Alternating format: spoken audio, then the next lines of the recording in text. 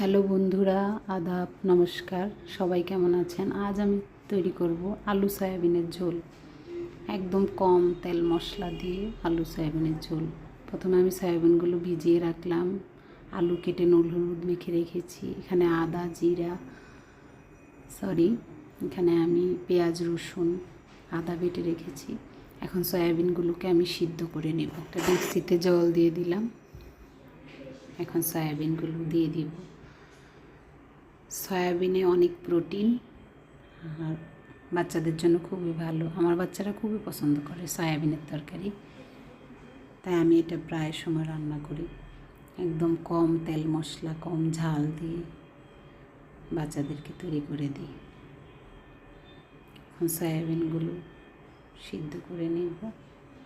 একদম ভালো করে ধুয়ে নিয়েছি জল দিয়ে।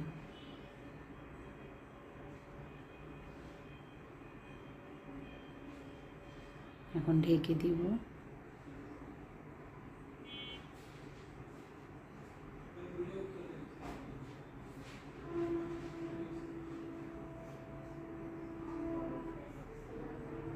এই দেখুন সয়াবিনগুলো সিদ্ধ হয়ে গেছে। এখন আমি ভালো করে চিপে জল ঝরিয়ে নিয়েছি।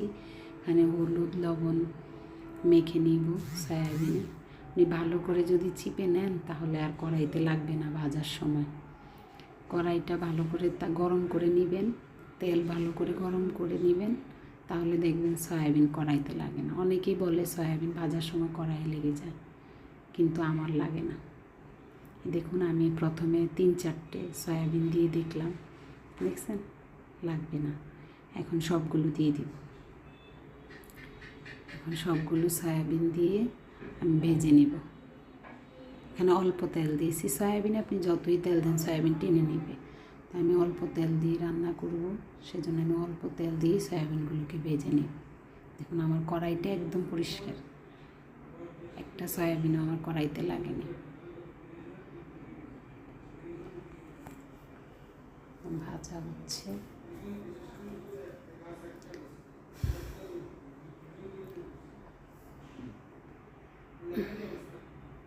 ভাজা হয়ে গেছে, দেখেন লাল হয়েছে। এখন আমি নামিয়ে নেব। সয়াবিনগুলো ভাজা হয়ে গেছে। যে বলে আমি হলুদ লবণ মেখে রেখেছিলাম ওই বলেই নামিয়ে নেব। এখন কড়াইতে আবার সামান্য তেল দেব, দিয়ে তেল গরম হলে আমি আগে থেকে নুন হলুদ মেখে রেখেছিলাম আলুতে, আলুগুলো ভেজে নেব।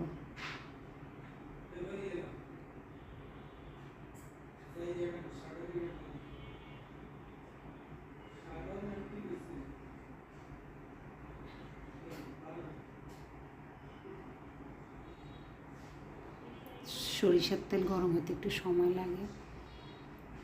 দেখুন নুন হলুদ মাখা আলু দিয়ে দিলাম, দিয়ে এখন ভেজে নেব।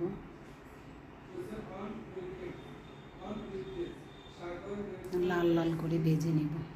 দেখুন লাল লাল করে ভাজা হয়ে গেছে। এখন আমি আলুগুলো নামিয়ে নেব।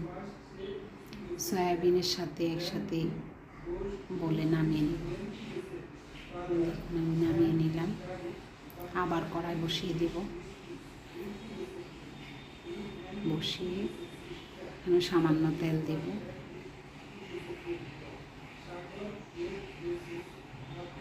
সরিষার তেল ভালো করে গরম না হলে সরিষার তেলের একটা কাঁচা গন্ধ আসে, সেই জন্য ভালো করে তাতিয়ে নিতে হয়, না হলে ফেনা ফেনা উঠে।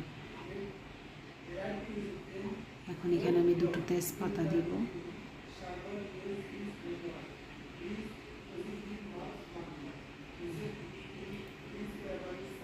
কিছু এলাচি দারচিনি দিব, আর দিব জিরে আর মিষ্টি জিরে পুরো, তাহলে ফ্লেভারটা অনেক টেস্ট আসে।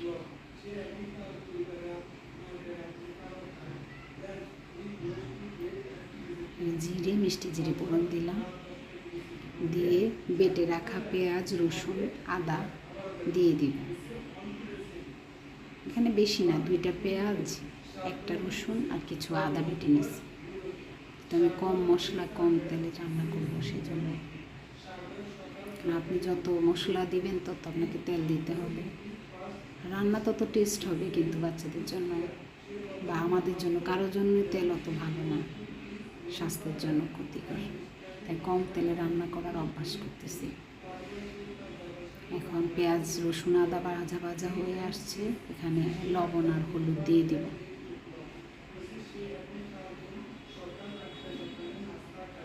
স্বাদ মতো লবণ দিব, যার যতটুকু প্রয়োজন আর কি। হলুদ দিলাম, দিয়ে এখন এটাকে আবার ভেজে নিব। ভাজা ভাজা হয়ে আসলে এখানে মরিচের গুঁড়া আর জিরার গুঁড়া দিব।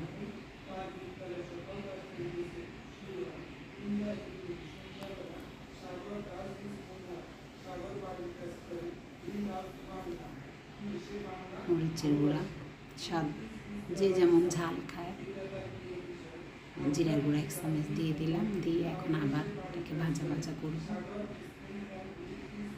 করে এখানে সামান্য জল দিব, সামান্য জল দিয়ে মশলাটাকে কষিয়ে নেব।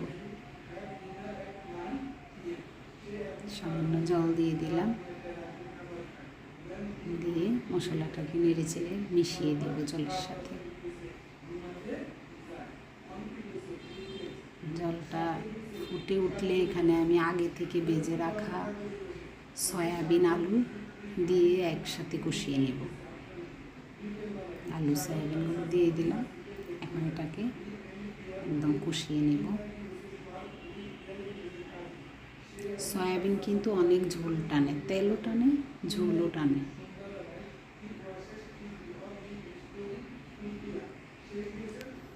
এই দেখুন কষে গেছে, এখন আমি ঝোল দিব। যেহেতু আমি বলেছি আলু সয়াবিনের পাতলা ঝোল রান্না করব, সেজন্য আমি ঝোল দিব। আর আপনি ইচ্ছে করলে ঝোল না দিয়ে এভাবে কষা কষাও রাখতে পারেন, দমের মতো, আলু সয়াবিনের দম যেটাকে বলে। আমি ঝোল তৈরি করব, পাতলা ঝোল, কম মশলা, কম তেল, কম ঝাল দিয়ে।